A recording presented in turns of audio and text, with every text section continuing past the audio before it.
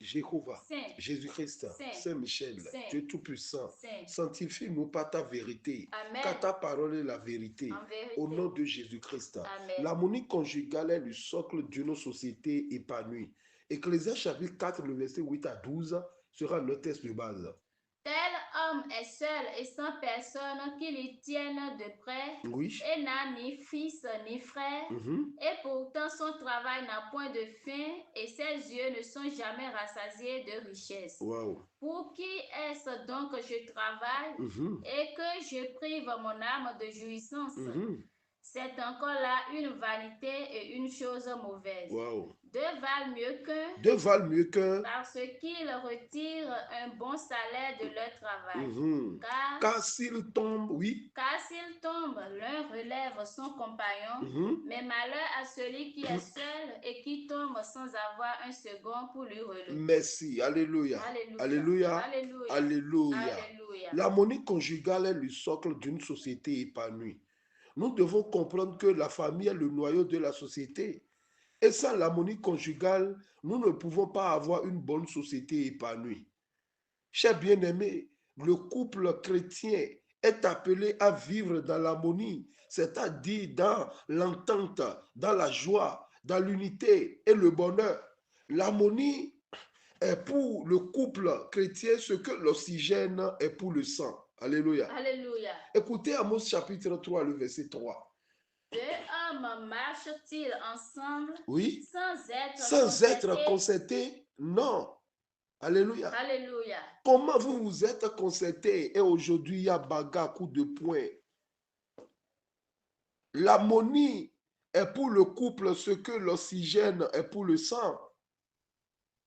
Donc ça, l'oxygène, le poumon ne peut pas, le cœur ne peut pas pomper de sang.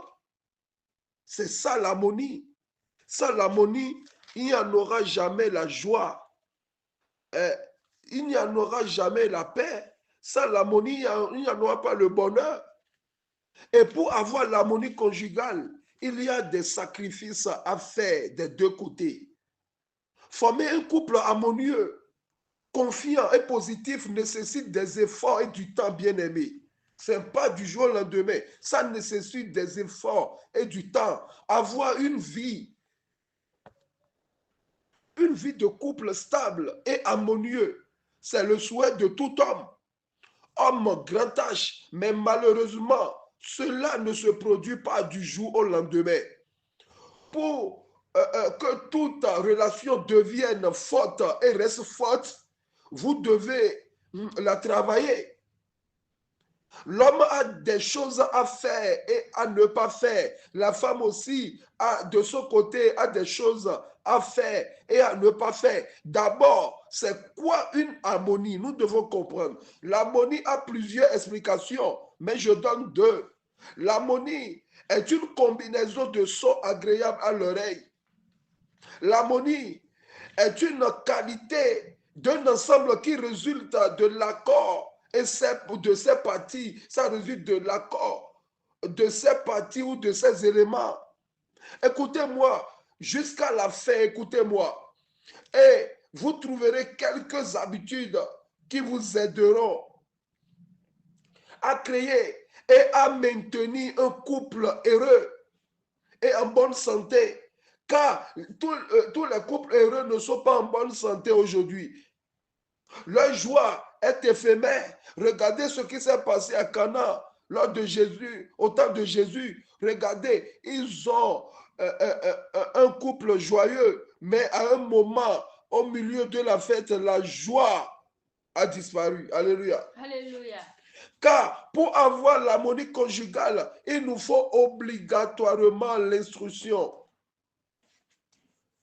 Il nous faut l'instruction. Un couple n'est pas heureux par hasard, non. Il y a des bornes qu'on doit mettre, il y a des principes qu'on doit respecter. Premièrement, il faut l'humilité. Proverbe chapitre 15, le verset 33. La crainte de l'Éternel enseigne la sagesse et l'humilité précède la gloire. La crainte de l'Éternel enseigne la sagesse. Vous devez craindre Dieu. Le mari n'est pas fidèle parce que sa femme est belle, non. La femme ne doit pas être fidèle à son mari parce que son mari est beau ou bien son mari l'aime. Non, tu dois être fidèle à ton conjoint parce que tu crains Dieu. Et l'humilité précède la gloire. Pour parvenir à l'humilité conjugale, il nous faut premièrement, pour parvenir à l'harmonie conjugale, il nous faut premièrement l'humilité. Il ne doit pas y avoir de code sur les deux portables sans l'un ne connaît pas le code de l'autre. Non. L'homme ne doit pas connaître le code de sa femme sans que la femme ne connaisse pas celui de son mari. C'est la dictature. Être chef, dont on a parlé dans la Bible, ce n'est pas de marcher sur ta conjointe ou sur ton conjoint. Alléluia. Alléluia. Le chef doit donner de bons exemples. Le mari ne doit pas sortir sans dire là où il va à sa femme. De même pour la femme. Philippiens 2, le verset 3 à 5. Ne faites rien en esprit de parti. Ne faites rien par esprit de parti. Ou par vaine gloire, mais que l'humilité vous fasse regarder les autres comme étant au-dessus de vous-même. Que chacun de vous, au lieu de considérer ses propres intérêts, considère aussi ceux des autres. Wow. Ayez en vous les sentiments en Jésus-Christ. Regardez, Jésus-Christ nous dépasse en tout, mais aujourd'hui nous l'appelons comme si il est notre petit frère. Mais il ne s'est pas plaint. Il a fait tout pour créer l'harmonie malgré les péchés quotidiens. L'harmonie entre Christ et l'Église doit être vue entre le mari et la femme. Comprenez-moi, bien-aimés, l'harmonie conjugale exige des sacrifices. Il y a des prix à payer. Sans cela, n'attendez pas une harmonie conjugale. Il y a des prix à payer des deux côtés. L'humilité. Pourquoi? Car personne n'est parfait. Romains chapitre 3, le verset 10. Selon qu'il est écrit, il n'y a point de juste, pas même un seul. Il n'y a pas de juste, pas même un seul. Le mari a ses défauts, la femme aussi a ses défauts. Vous voulez rester ensemble, pas seulement de côté positif, mais vous devez corriger. Il y a des choses à jeter car vous avez reçu de différentes sortes d'éducation. Donc, au lieu de nous concentrer sur le mauvais côté de notre partenaire, faisons un effort conscient pour regarder le positif qui est en lui. L'homme est une énergie et il y a un côté négatif, il a aussi un côté positif. Pour qu'il y ait l'harmonie conjugale, il y a des choses à éliminer, bien-aimés. Deuxième point, il nous faut la communication. Il n'y a pas ou il n'y en aura pas l'harmonie conjugale sans la communication. Le mot communication est composé de 3 mots, comme, un et uni. Ça veut dire quoi? Ça veut dire que en communiquant, le mari sera comme sa femme et la femme comme son mari. Et ils seront un, c'est-à-dire une seule chair, pour être un ou pour être unis à jamais. C'est l'objectif de Dieu pour l'homme. Genèse chapitre 2, le verset 24. C'est pourquoi l'homme quittera son père et sa mère et s'attachera à sa femme et ils deviendront une seule chair. Car le contraire de l'harmonie, bien-aimé, nous constatons aujourd'hui le contraire de l'harmonie dans les couples chrétiens. C'est-à-dire le contraire de l'harmonie, c'est l'antagonisme, c'est les conflits. Le contraire de l'harmonie, c'est le désaccord, désunion, différends, disputes, divergences, le divorce, mésentente, querelles, zizanie. Ce sont les mots qui sont contraires à l'harmonie conjugale. Il y a des divorces passés par là, il y a des disputes, il y a des mésententes, il y a des désaccords. le manque de la communication peut amener au couple les conflits, les querelles et même le divorce. Bien-aimé, une communication efficace est un atout pour un couple épanoui. Plusieurs couples font l'erreur de confondre bavardage, parler et communiquer. Même si tu es un homme ou une femme éloquente, cela ne veut pas dire que ton partenaire te comprendrait automatiquement, non. Tous ceux qui parlent ne parlent pas, d'autres bavardent. Plusieurs personnes sont frustrées dans leur couple parce qu'ils ne comprennent pas le fait qu'il y a toujours de mésententes dans leur foyer. Bien-aimés, vous pouvez être de même origine, c'est-à-dire de même village que votre partenaire, et que vous parlez la même langue. Si vous n'avez pas l'humilité de communiquer, n'attendez pas l'harmonie conjugale. Jusqu'à voir un socle d'une société épanouie, non. Raison pour laquelle les couples doivent apprendre à communiquer avec clarté. Les couples harmonieux ne bavardent pas, ils ne parlent pas, mais ils se communiquent. Alléluia. Alléluia. Communication. La communication est un art. Zacharie et Élisabeth, les deux premiers personnages de l'évangile de Luc, sont beaucoup, ou bien ils ont beaucoup de choses à nous apprendre. Luc 1, verset 5 à 7. Du temps d'Hérode, roi de Judée, il y avait un sacrificateur nommé Zacharie de la classe d'Abia. Sa femme était d'entre les fils d'Aaron et s'appelait Élisabeth. Tous deux étaient justes devant Dieu, observant d'une manière irréprochable tous les commandements et toutes les ordonnances du Seigneur. Ils n'avaient point d'enfants parce qu'Élisabeth était stérile et ils étaient l'un et l'autre avancés en âge. Wow. Regardez tous ces qualificatifs.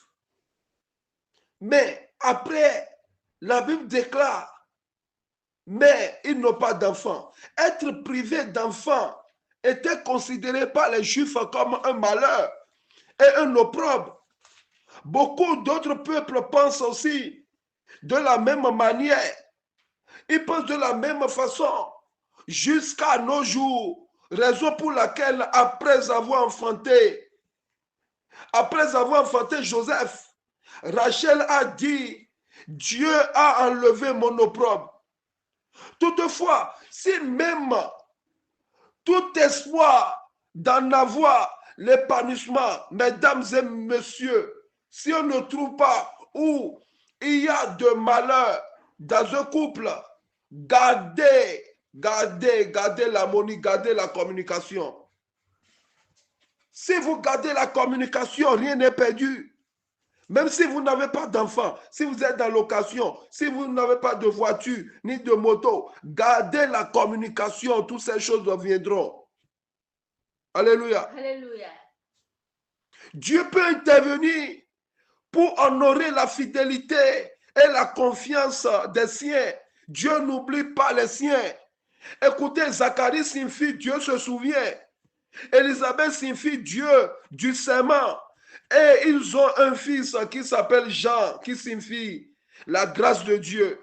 Je veux dire quoi par là? Rien que par leur nom, ils ont créé l'harmonie conjugale, l'espoir conjugal. Quand le mari veut appeler sa femme, il dit Dieu du serment. Et quand la femme veut répondre à son mari, il dit Dieu se souvient. Et voici le miracle est là. Luc 1, le verset 36 à 37.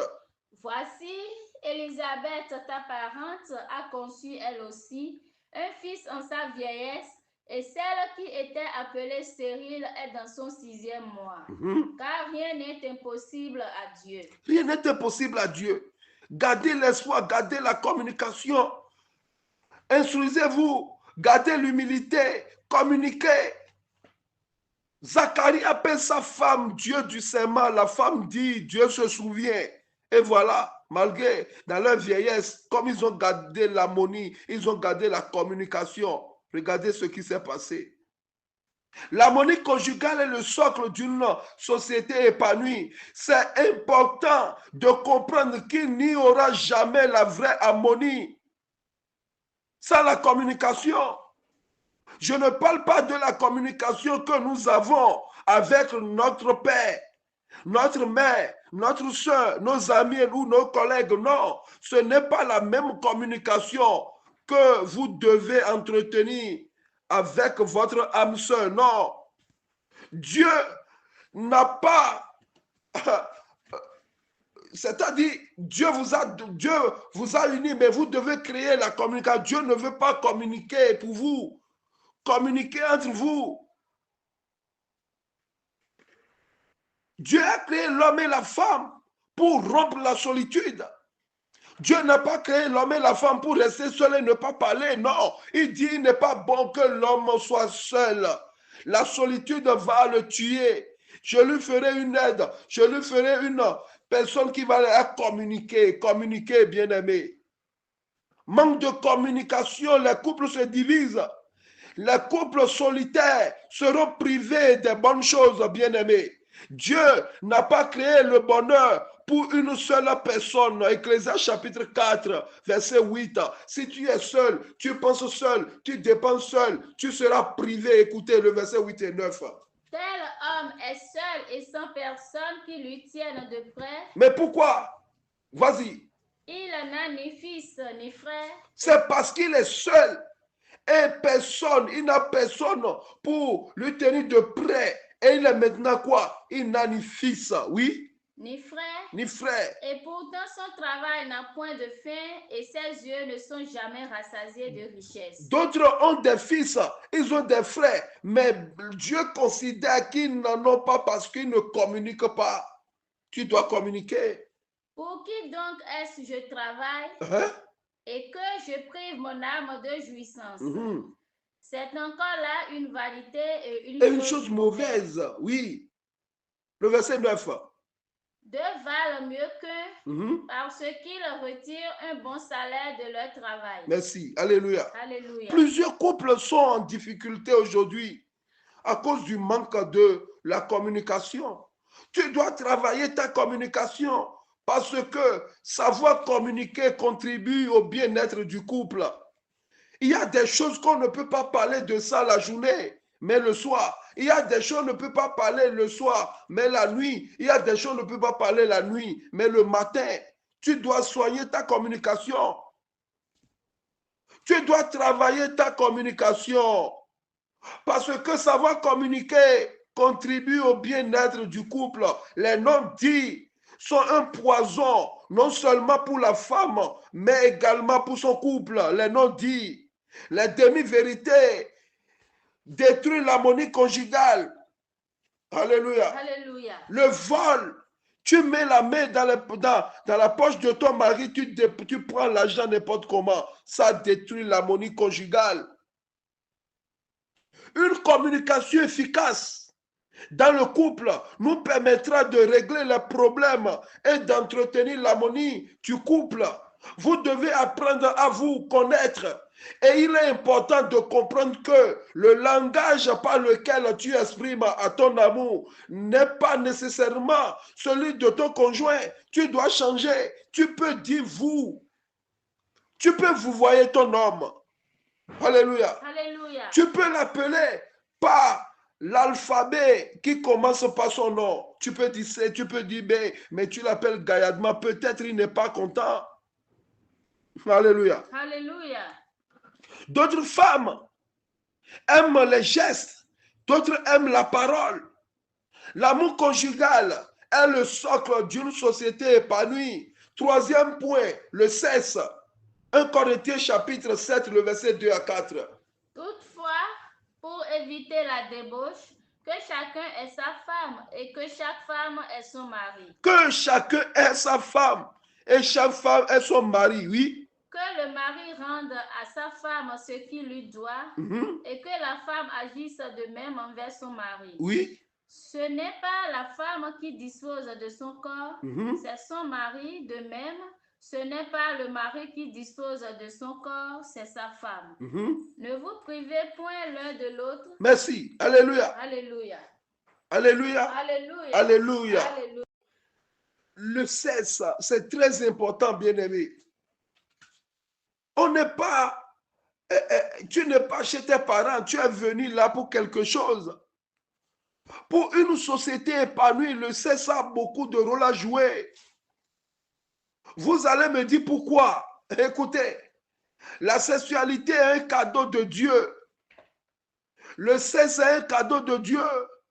Un ingrédient indispensable dans la stabilité du couple. Une sexualité épanouie, mais est essentielle pour la santé du couple. C'est pourquoi l'homme ou la femme doit être créatif dans ce domaine pour apporter de la nouveauté, pour ne pas tomber dans la routine. La sexualité dans la plupart des foyers chrétiens sont médiocres. Alléluia. Alléluia. La sexualité dans le foyer ne doit pas être une bagarre. Ça doit accompagner par la communication. La sexualité doit plutôt être une façon intime de communiquer avec son partenaire. Le verset 5. Le verset 5. Ne vous privez point l'un de l'autre, si ce n'est d'un commun accord pour un temps, afin de vaquer à la prière, puis retourner ensemble de peur que Satan ne vous tente en raison de votre manque de maîtrise.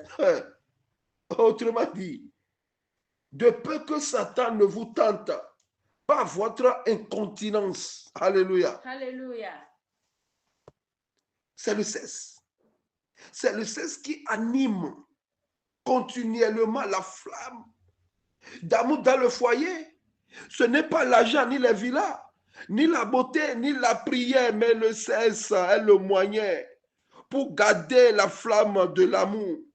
Les autres choses sont des enjoliveurs. Ils contribuent à l'harmonie conjugale et aussi à notre épanouissement dans la société. Mais le moteur, c'est Mougouli. Le moteur, c'est ça. Alléluia. Alléluia. Église, un homme ou une femme qui ne fait pas, l'amour n'est pas au complet. Il n'est pas au complet. Et il ne donnera pas de bon rendement dans la société. Dieu nous a fabriqué les yeux pour voir, la bouche pour manger, pour parler, et aussi le nez pour sentir, les oreilles pour écouter. Dieu pourra dire, c'est suffisant. Cependant, il nous a fabriqué le sexe. D'abord, le sexe masculin et enfin le sexe féminin pour donner l'équilibre à ces créatures. Rien n'est juteux que ça, bien aimé. C'est ça la vue, c'est l'harmonie conjugale est basée sur ça. L'harmonie conjugale est le socle d'une société épanouie. Voici les 5 langages d'amour. Premièrement, les paroles valorisantes, les compliments, les paroles d'encouragement, les paroles d'appréciation. Toutes ces choses accompagnent l'harmonie conjugale. Cantique des Cantiques, chapitre 1, le verset 15 à 16. Que tu es belle, mon ami, que tu es belle. Tes yeux sont des colombes. Oui. Que tu es beau, mon bien-aimé, que tu es aimable. Notre lit, c'est la verdure. Oui, voilà, c'est la verdure. Deuxièmement, les moments de qualité, c'est-à-dire les dialogues de qualité, les activités de qualité. Cantique des Cantiques, chapitre 4, le verset 11 à 12. Nous devons comprendre les moments de qualité. Tu peux prendre ta main pour sortir, pour aller dans un restaurant, s'il le faut mieux se promener, des moments de qualité, oui. Tes lèvres distillent le miel, ma fiancée, il y a sur ta langue du miel et du lait, et l'odeur de tes vêtements est comme l'odeur du Liban. Tu es un jardin fermé, ma sœur, ma fiancée, une source fermée, une fontaine scellée. Mais tout ça et toutes ces choses sont écrites dans la Bible. Alléluia. Alléluia. Jusqu'à ce que il a appelé sa bien-aimée, ma soeur. Mais la communication, les moments de qualité, mais c'est très important pour un couple. Troisièmement, les cadeaux. Regardez Elkana et Anne. Regardez Elkana, les cadeaux, 1 Samuel chapitre 1, le verset 5 et 8.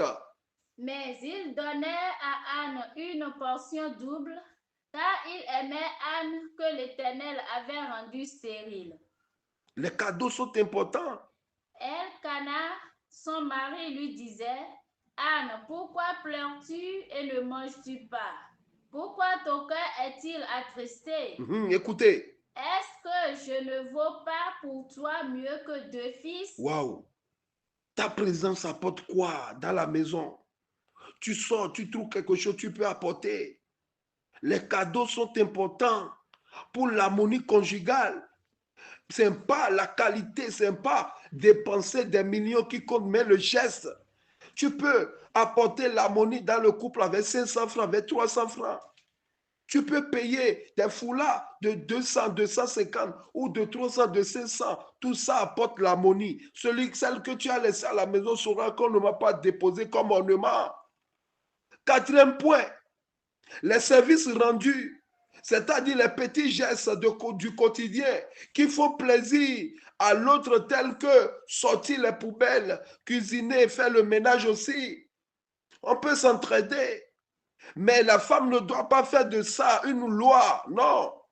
Cinquième point, le toucher. Un baiser, une caresse, des enlacements.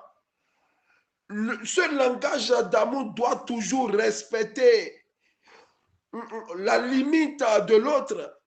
Tu touches l'autre, dis je ne veux pas, arrête, tu peux comprendre.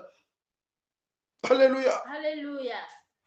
Tu ne brosses pas, mais c'est toi qui veux caresser, c'est toi qui veux donner un baiser.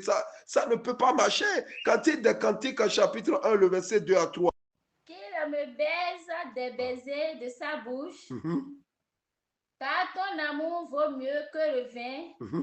Tes parfums ont une odeur suave, ton nom est un parfum qui se répand. C'est pourquoi les jeunes filles t'aiment. C'est ça. C'est du charme. C'est du charme. Passer des déodorants, avoir du parfum, c'est du charme. Laver régulièrement, c'est du charme. L'harmonie est idéale, ou l'harmonie est l'idéal de la vie du couple. Elle est aussi un indice de la maturité de chacun, de conjoint. Alléluia. Alléluia. C'est-à-dire, c'est la maturité de chacun de conjoint dans sa relation personnelle avec le Seigneur Jésus-Christ. Car Jésus a dit, tout ce que vous voulez que les hommes fassent pour vous, mais faites-le premièrement. Et l'harmonie conjugale est une preuve que les deux conjoints sont en accord pour faire route ensemble pour leur vie, c'est-à-dire durant toute leur vie. La parole de Dieu valorise cet accord. Écoutez Matthieu 18, verset 19.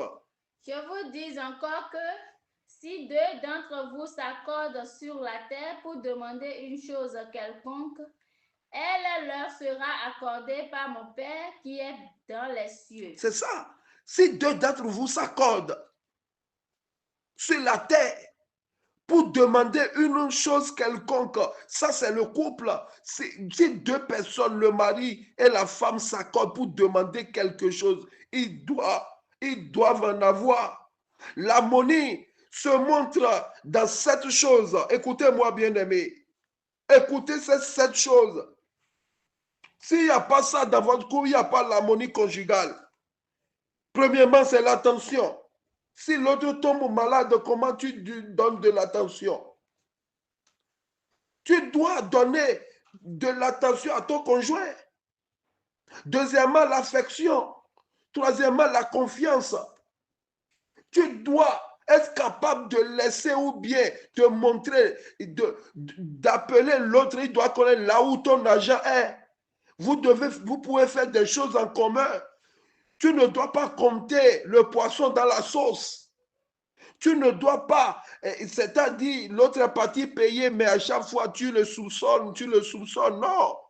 Ton mari sort, tu le soupçonnes. Il n'y a pas l'harmonie conjugale. Sinon, l'harmonie conjugale demande la confiance. Quatrièmement, la protection. Là où ton chéri ou bien ta femme veut vivre, tu dois protéger. Tu ne dois pas l'amener dans une brousse et laisser là-bas. Et toi, tu es à Cotonou, il n'y a pas l'harmonie, il n'y en aura pas l'harmonie conjugale. Il y a la protection. Comment tu fais pour protéger ta bien-aimée? Tu dois protéger ta bien-aimée de tes parents. On ne doit pas l'insulter du matin jusqu'au soir, non. Cinquièmement, il y a la compréhension. Vous devez vous comprendre, la compréhension. Alléluia. Alléluia. Sixièmement, il y a la bienveillance.